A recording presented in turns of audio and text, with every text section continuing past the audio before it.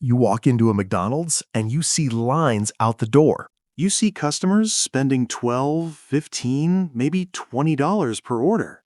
You do some quick math in your head. If this location serves, let's say, 2,000 customers a day at an average of $10 each, that's $20,000 in daily revenue. And you think to yourself, I could run one of these. I could own a McDonald's franchise and make serious money. Here's the thing.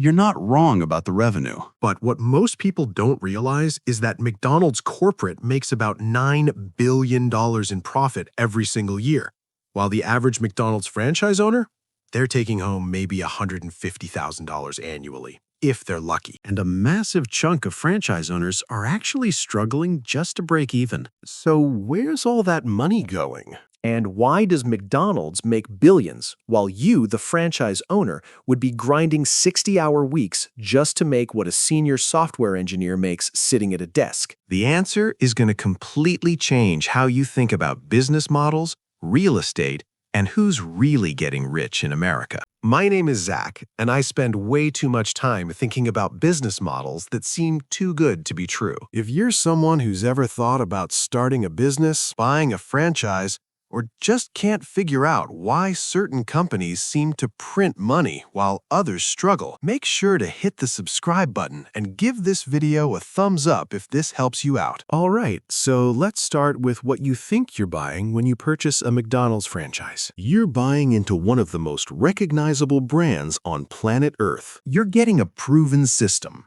You're getting supply chain relationships. You're getting training, marketing support, and a business model that's been refined over 70 years across more than 40,000 locations worldwide. On paper, this sounds like a no-brainer. The failure rate for independent restaurants in their first year? Around 60%. But McDonald's franchises?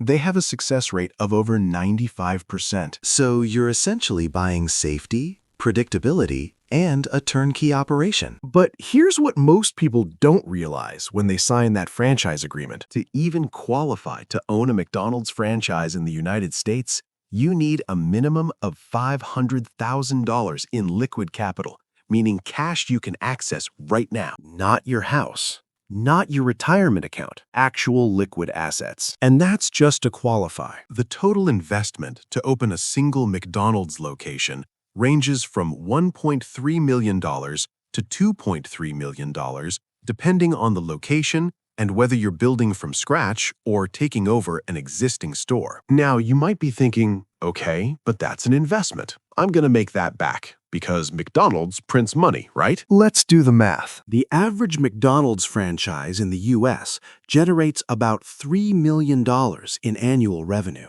That sounds incredible. But here's where it gets really interesting. Your costs break down something like this. Food and paper costs, about 30% of revenue, equals $900,000. About 25% of revenue equals $750,000. We'll come back to this one, but let's say 10% equals $300,000. Royalty fee to McDonald's corporate, 4% of gross sales, equals $120,000.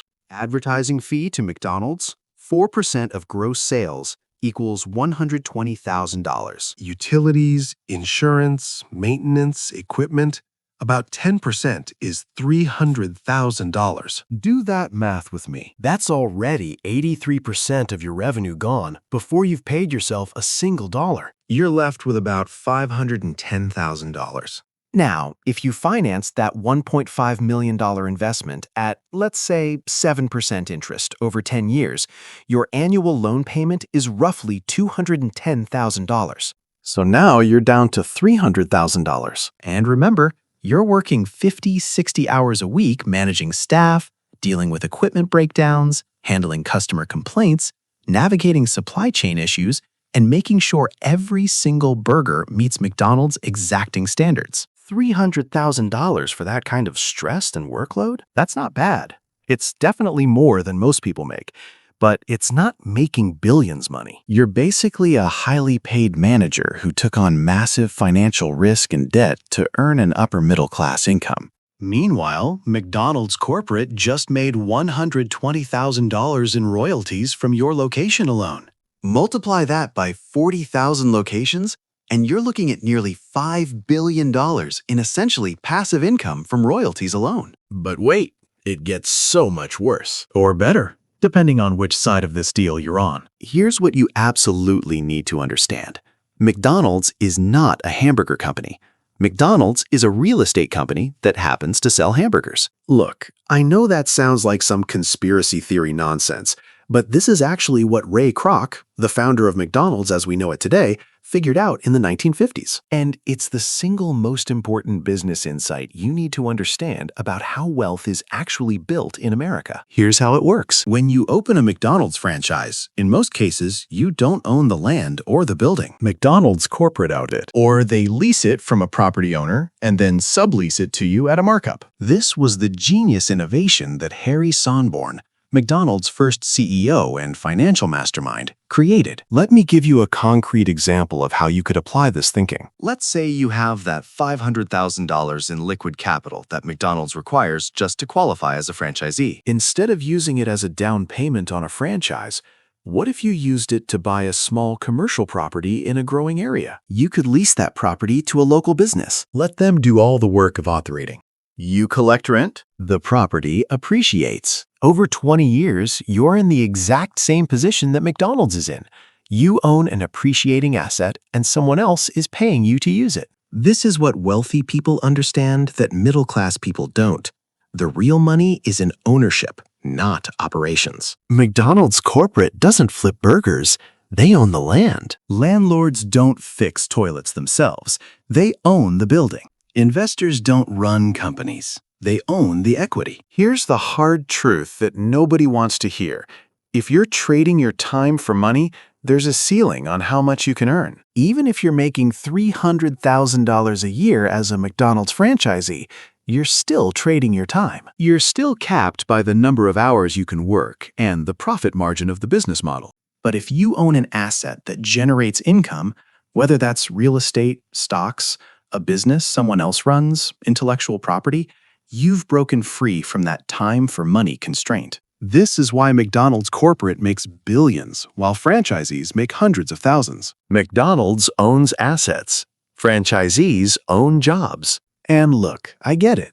Owning a McDonald's franchise sounds prestigious. It sounds like entrepreneurship. You get to tell people you're a business owner. There's status in that. But if we're being honest with each other, what's more impressive? Working 60 hours a week to make $150,000? Or owning assets that generate $150,000 while you spend your time however you want? All right, so here's what you need to do with this information.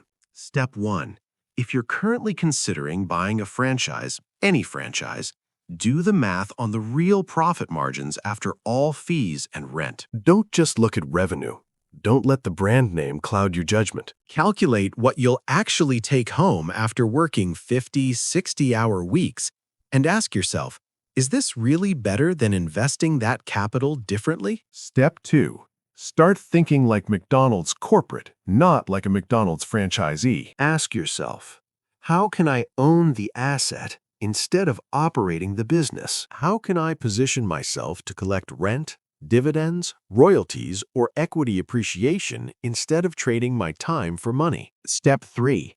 If you do decide to go the franchise route, negotiate. Everything is negotiable. Try to negotiate lower royalty fees. Try to negotiate rent caps.